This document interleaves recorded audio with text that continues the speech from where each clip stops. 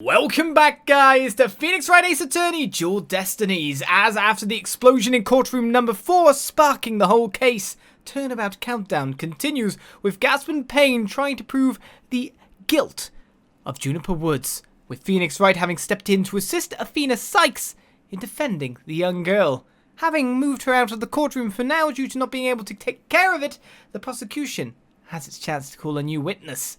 The prosecution would now like to call a decisive witness to the stand. As we continue on with the story, this witness will testify as to how the accused detonated the bomb in the courtroom. Very well. Please call your witness, Mr. Payne.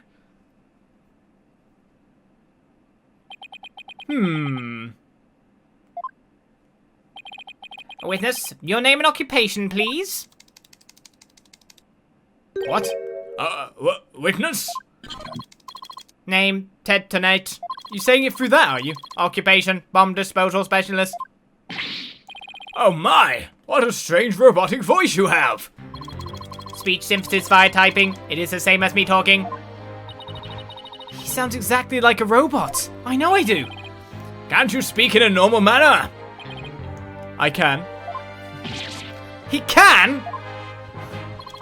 But I do not like to speak. Speaking is inefficient. That is more inefficient! Energy expenditure. Speaking. Typing. Speaking greater than typing. Understand? What an odd witness! Mr. Tonate was in charge of the bomb for that trial and was there when it went off. Was in charge of the bomb? What? Being a bomb squad specialist, do you have any relation to the defendant? Negative. I first met the girl while on this job. Many people are employed by the police. I know only a fraction of them. However, I was shocked when I first discovered the body of the victim. Shocked? I was the first one on the scene after the explosion. That makes more sense. In charge of the bomb sounds different. It had already exploded. I went there to ensure safety, but I ended up discovering a dead body. So he was the first to discover the body, was he? He is here to testify about the circumstances surrounding the moment of the explosion. Very well. The court will hear Mr. Tonate's testimony. I will at the very least show this court some respect and remove that face guard, witness. That doesn't help. Well, our first witness's testimony to try and break. Which will be his tell? What will be his thing? What contradiction can we find? So begins the game proper. The bomb was originally disarmed by me, then transported here as evidence. Bomb name HH3000, operated by timer or with a remote. I was watching from the gallery when I suddenly became alarmed. Whoa! I saw that the bomb's timer was counting down. Whoa! Animations, man! So even though the bomb was supposed to be disarmed, it somehow got switched on? Precisely. Activating the timer is very simple. 1. Connect wires. 2. Switch on timer. A monkey could do it. I am sure even you would be able to, Mr. Wright. Oh, look at that smirk! I guess this makes you the blue monkey in this barrel of fun, boss. I'd now like to be my cross-examination... Huh? What? Mr. Tonate, what is that? Oh, detonate. Your first Detective Tonate. Got it. Took me a little bit. HH3000, aka a bomb. A bomb? Great googly boogly! Yeah! Mr. Tonate, I demand that you disarm in this instant! Disassembly complete. 5.3 seconds, 0.2 seconds short of my personal best. Are you trying to give me a heart attack? I'm not exactly a spring chicken, you know. This is an exact replica of the HH3000. It is used to practice disarming bombs. Disarm equals success, explosion equals failure. An exact replica of the bomb that exploded, is it? So that's what it looked like. I submitted a photograph of the real bomb, just taken just before the trial. Dimensions, 10, okay, 10 inches height, I guess. 10 inches? Yeah, 10 inches height. 10 inches width, 10 inches diameter. Wait, it's a cube then. Just say it's a cube. Wait, £12. A perfect replication. Why's it got a cracked screen, though? Your bomb does appear to be a very good copy indeed. Yes, however, I could not replicate the detonation mechanism. It has a very puzzling wiring setup. It is regrettable I could not replicate it. Witness, that's enough. There's no need to replicate anything here. So, the HH3000 bomb has been updated in the court record. It was hidden inside a stuffed animal and can be remotely detonated. It now gives us details we want to check in the court record. And now the defense would begin their cross-examination. Well, before we do, let's just check the new details. So it's got the picture with the cracked screen on it. I'm not sure if that's saying 8888 or if that's a different number there because of the cracked LCD, but I'm sure that's going to be very important. Devil's in the details when you say Devil Fanti. Where had Miss Cykes gotten to? Where has Miss... Oh, she's still hunting the bomb. Makes sense. Athena, you can come out now. Okay, Mr. Wright, let's get to work. I guess you were pretty scared, huh? What? I don't know what you're talking about. Why would I be scared of a bomb? She was about to bolt. Hey, put a sock in it, Widget. As transparent as ever. Now let's see. Where were we? We're at the cross-examination. Oh, cross-examination, of course. She seems disoriented. I wonder if she's alright. Maybe I should ask Athena if she remembers how to cross-examine. To help her focus. I better ask her. Nah, she'll be fine. Nah, she'll be fine. I believe that Athena can do it. Gotta have trust. Nah, no need for that right now. She'll be fine. I'll do everything I can to help. If you can't find any contradictions, and you flub up too often, don't be afraid to ask me for help. Press X to consult with me when the consult panel appears. Oh, what? I'll let you know where I think the suspicious statement is. Sounds good. I'll be counting on you if I get in a bit of a bind. Alright, it's cross-examination time. I thought you were doing the case, not me. I've completely taken over now. And so it begins when the bomb went off. The bomb was originally disarmed by me, then transported here as evidence. Well, let's begin pressing, I guess. You say that you disarmed the bomb, but are you really sure it was disarmed? It went off. Absolutely, I can disarm anything in a flash. Yeah, it's pretty cool. That looks more like dismantled than disarmed to me. Oh, pardon me. Let's see. Is there any chance you could have forgotten to disarm the bomb? Impossible. I do not make rudimentary mistakes like that. They say to err is human, but if you disarm the bomb, how did the bomb go off? Although the jury is still out on this guy. Yes. That's some weird eyes, man. If you must know, Mr. Wright, according to the court's own records, the fact that the bomb had indeed been disarmed was officially confirmed. Huh. I guess I can rule out the possibility that he forgot to disarm it. Could you talk about the bomb in a little more detail for the court, Mr. Tonate? It's just the fact that if he dismantled it as he seemed to disarm it, there would be no bomb. But it still went off? What? Am I missing something here? Certainly. Wouldn't be beyond me, would it? Bomb name HH3000, operated by timer or with a remote. What was the approximate size and weight of the bomb? Dimensions, okay, you're telling me this again, with a 10 by 10 by 10 with 12-pound weight. This information is also written on the photograph. Ah, yes, here it is on the back. According to this, the case is made out of alloy platings 5/16 of an inch thick. That certainly sounds like one thick and very heavy bit of metal. I bet if I dropped that thing on your foot, you'd be hopping. If you dropped that thing anywhere, I'd be hopping for the nearest exit.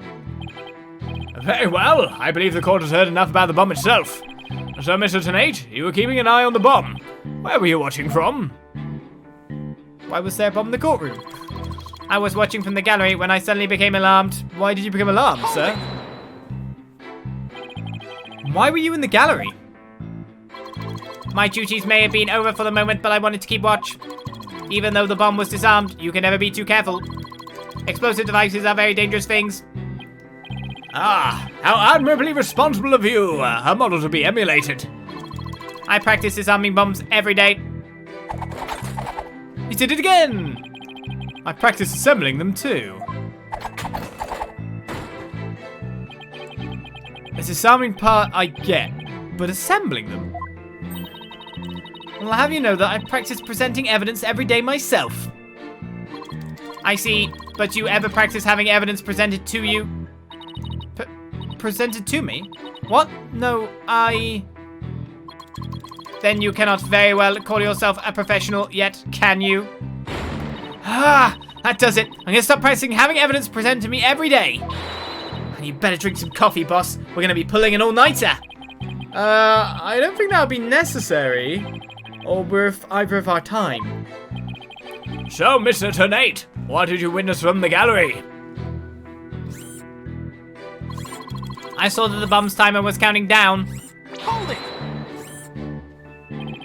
You saw it counting down clearly with your own eyes? I'd hardly think a timer as small as the one on this bomb could be seen from the gallery. Well, he does have telescopic robot eyes. These goggles help me see very small things clearly from very far away. I can even see what you had for breakfast by looking at your tie. Why do I suddenly feel like a bug under a magnifying glass? I guess it's possible he saw the timer if he was wearing those goggles. I'm not so sure.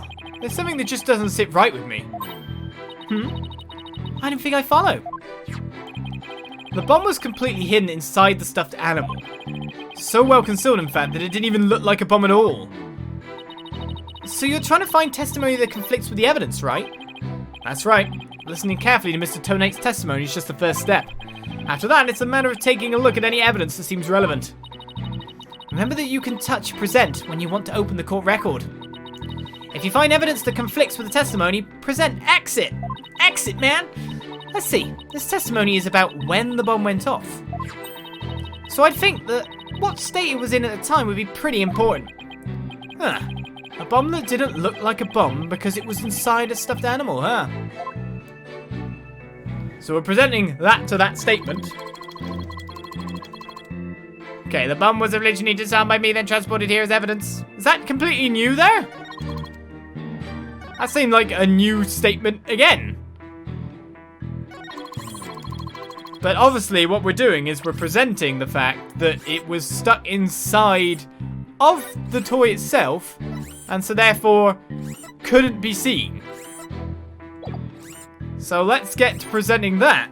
Though it does seem like I can do it via the talking option by pressing the mic down the bottom. If I go present or objection, I don't know what it will record me or if I have to press the button or not. But I'll just press the present button, why not?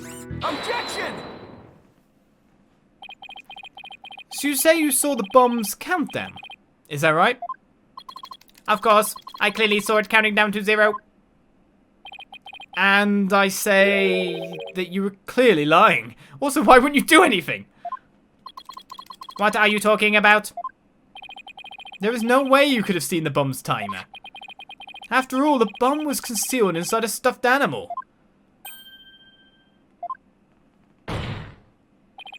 Mr. Tonate, how can you claim to know the bomb was about to go off when you couldn't even see the timer? Nah, but that... What? No! That does seem like a glaring inconsistency indeed. Witness, how do you explain this? Well, Oh, that was great, Mr. Wright. You found a contradiction right off the bat. Always remember, Athena, when you find an inconsistency in a witness's testimony, there's always a reason behind it. It could be a lie, a hidden meaning, a secret. Whatever it is, it's up for us to dig out. And pointing out every contradiction we find is the best way to do it, right, boss? Now the question is, what can we dig out of Mr. Tonate? well, let me see. No. There must be some mistake. Oh, yes, of course. I remember now. The sound. I knew because of the sound. Sound? What sound? When the timer of this type of bomb is switched on, it beeps softly. Beep, beep, beep. It is the sound of the bomb counting down. A beeping noise, you say? I suppose it would be possible to notice that even with the bomb inside the stuffed animal. I simply made a mistake. My bad. Objection! How in the world did you hear such a tiny little sound all the way from the gallery? Listening for the sound of a bomb's timer is an integral part of my work. I constantly undergo training so that I will never miss it. I hardly think training would help you hear something so soft from so far away. What now? Are you making light of the fine science of disarming bombs? It is a solemn mission that I put my life on the line to perform. What kind of specialist would I be if I could not hear a bomb's timer? It's not like disassembling a toaster, you know? Now he's just showing off.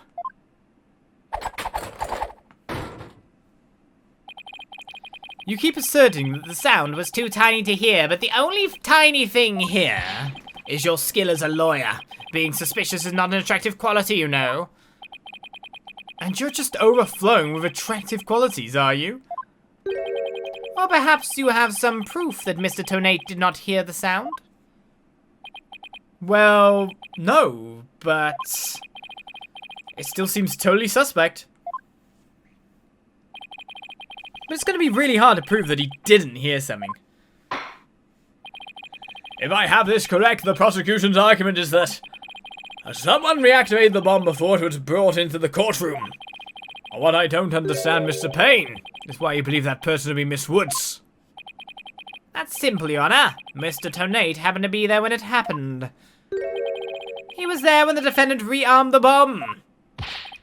What's this now? It happened before the trial started. It was when Detective Arm and I were transporting the bomb. Then why did you not disarm it again? We brought the bomb to the lobby for the defense. Bomb equals evidence. The lawyer wanted to see it before the start of the trial. Looking for a chance to get at the bomb, Miss Woods was already there in that lobby. Her goal was surely to rearm the bomb and steal the remote switch. Remote switch? Yes, the switch that controls the bomb remotely. Duh. It has been missing ever since the incident. The missing remote switch has been added to the court record. A switch that starts the time bomb's countdown. It was stolen just before the blast and is now missing. Wait, but wouldn't you have dismantled that bit of the detonation device? I am partially to blame. Yes! Or mostly. I left the bomb and remote on top of the transport case. And they were rearmed and stolen while I was talking with the lawyer. The defendant then used the remote from inside the courtroom to start the timer. Objection! He should lose his job over this. How can you assert so unequivocally that the bomb was rearmed in the lobby? Objection! The bomb was safely secured in the transport case. The only time it was outside of the case was in that lobby. Therefore, that was the one and only opportunity anyone had to meddle with it. Someone other than Mr. Tonate could have opened the case and taken the bomb out. Impossible. The transport case is assigned exclusively to me. In what way? Do you see this number here? That is my identification number. And I have the only key that can open the case. The bomb transport case has been added to the court record. It almost looked like the designation said loser on it to me. The case, Tonate, and Detective Arm transported the bomb in. Tonate has the key. Nevertheless, Mr. Payne's assertion is nothing more than conjecture. You have no proof that it was Miss Woods who stole the remote switch. And by the same token, you have no proof that it wasn't her. But what I do have is a piece of evidence that proves the defendant handled the bomb. That tail! 5 minutes, 24 seconds, 2.3 decaseconds. Okay, then. The defense's advantage lasted a mere 5 minutes. Talk about a rotten hand. As long as they have her fingerprints as their trump card, I'm at a big disadvantage. It appears we will have to hear from the defendant herself once more. I wholeheartedly agree, Your Honor. I would like to recall Miss Woods to the stand. I trust you have no objections, Mr. Wright. I'm worried about her condition, but we do need her testimony. On the other hand, I'm not sure I want to make Athena mad. I can read your feelings, you know, boss. Guess there's no hiding from her, huh? Don't worry, I know we need her testimony. But if anybody picks on her again, they'll pay. I guess she's already at anger level 1. Don't worry, I'll stop the proceedings before I let anything bad happen to her. The defense has no objections, Your Honor. In that case, I will take my leave. But before I do, there is just one more thing, Mr. Wright. Is it? Me? Yes? Dismantling bombs is my job. Dismantling the case is yours. Do you think you can handle it? I look forward to seeing you try. This guy's hiding something. I just know it. Now, if you will excuse me.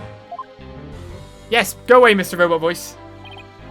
Bailiff, please go out to the lobby and bring back the defendant. Poor Juniper. Don't hit yourself in the eyes again, though. Junie! Hi, Athena. She looks even worse off than before. Don't worry, Junie. We're here for you. Thanks, Athena. And I'll do my best, too. You blew up the courtroom because you bear resentment against the courts, correct? No, of course not. What's that you say? I can barely hear you. I haven't done anything wrong. This prosecution's scary. Objection! What an impudent little girl. Stop acting innocent and tell the truth. This is getting ugly. You found the bomb because you wanted to blow up the courthouse. Admit it. That's why you went to the lobby where Mr. Justice was. Isn't that right?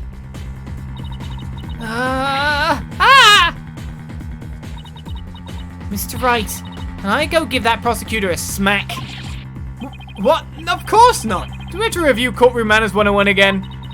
We can't let a creep that bullies innocent girls like this off so easily. I haven't forgotten about how he treated you. Don't worry about me, just help Junie. Her heart's crying out. She's so scared. So very scared. Looks like Athena's picking something up with her heightened sense of hearing. Is that what she has? A heightened sense of hearing? And it sounds like this time, it's the voice of Miss Wood's heart. Don't deny it. You stole the remote switch and used it in that courtroom, didn't you? Objection! Your Honor, please put a stop to this. Mr. Payne is badgering the defendant. Yes, Miss Woods does seem quite frightened. Mr. Payne, I ask that you behave more like a gentleman. Ah, but don't you know, Your Honor, there's no more gentle man in this world than I. As if gentlemen or even a gentleman would behave like he does. Don't let that rude ruffian win. Athena! How dare you call a gentleman such as I a rude ruffian? I'll have you know I attend a manners class every Saturday. Court orders. I'm more than just a mere gentleman. I'm a genteel man. Not when you're terrorizing a young lady, you're not. I'd demand my money back from that manners class if I were you. I should probably be the adult here and stop the two of them, but... Mr. Payne, that will be enough. Certainly, Your Honor. No further questions. Let's move on to the defendant's testimony. Miss Woods, please share with the court what you were doing when the bomb went off.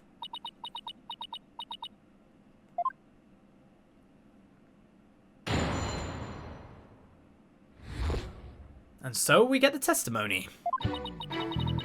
Well, that day, I was watching from the gallery. The bomb went off. And rubble started falling. It fell on top of me.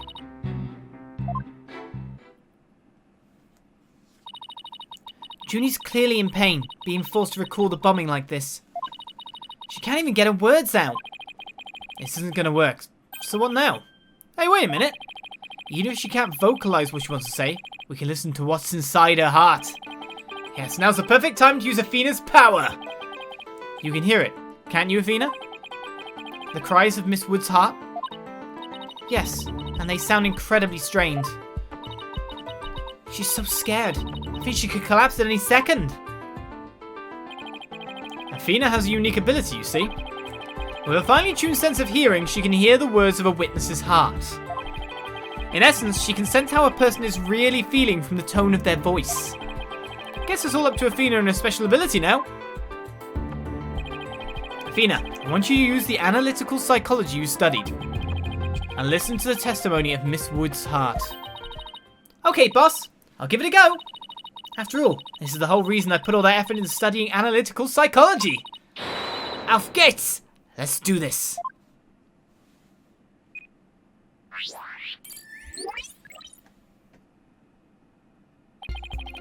So your holographic thingamabob can show us how Miss Woods is feeling, right? In a nutshell, yes. The emotions and images that I picked up on just now while listening to her testimony. I can enter all of that into Widget and use the mood matrix to analyze them.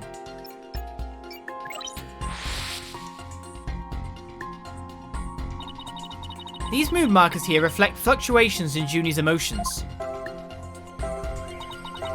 When she feels happy or is enjoying the memory, the happy marker will light up. When she feels angry or frustrated, the angry marker will react. When she feels sadness or is frightened by a memory, the sad marker will blink. And when she feels surprised or confused, the surprised marker will let us know. The real special ability in Widget's Mood Matrix program. We can track how Miss Woods is feeling as she testifies. Talk about the wonders of technology. Yep, now let's go give it a shot. I'm picking up on some kind of discord or noise in Junie's heart. See here? This is what the noise looks like in the Mood Matrix. It's a result of inconsistencies between her testimony and her feelings. If we can pinpoint these inconsistencies, the noise level should drop. Okay, it's time to listen to Miss Wood's true testimony.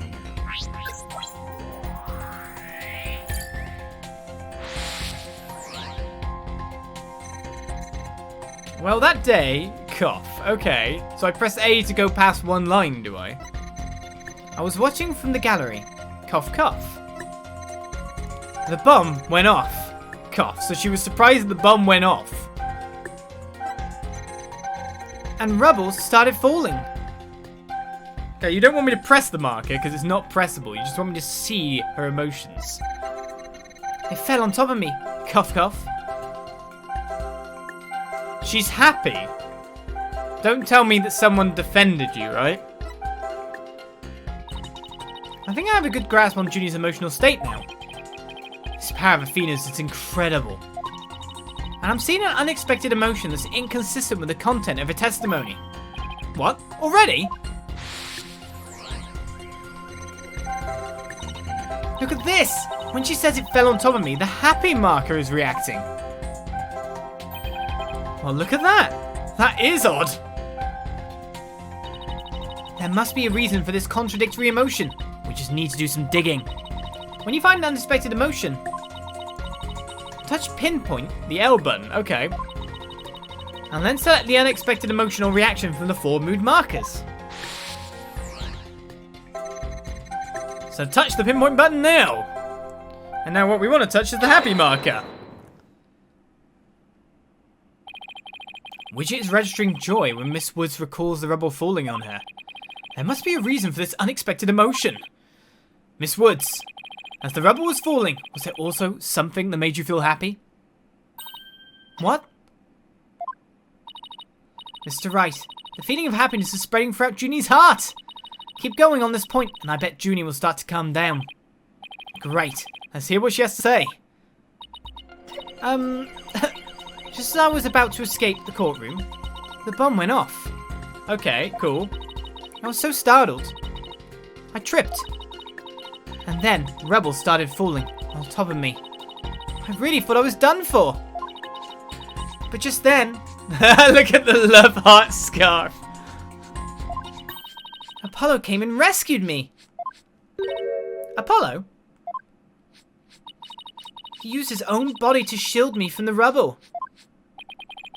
So that's when he sustained those injuries. How do you feel, Junie? Did talking about Apollo give you some courage? Yes. Apollo is just like the sun. Strong and bright and warm. Just talking about him makes me feel like a leaf undergoing photosynthesis. And see? Your coughing stopped all of a sudden. Oh! You're right! Thank you, Fina! Well, we sorted out your coughing and we've learnt what the mood matrix can be, but I think it's time to bring it to a stop for another episode as we get to grips with Athena's special power. We now know what happened to Apollo, not that we really needed to, but it seems to have stabilized Juniper's overall well-being. Her thought, her train of consciousness is now something that we can examine and interrogate with a proper bit of pressing, I'm sure. Some more testimony is to come next episode on Dual Destinies. Join me for that as we experience more of what this game has to offer. Bye-bye.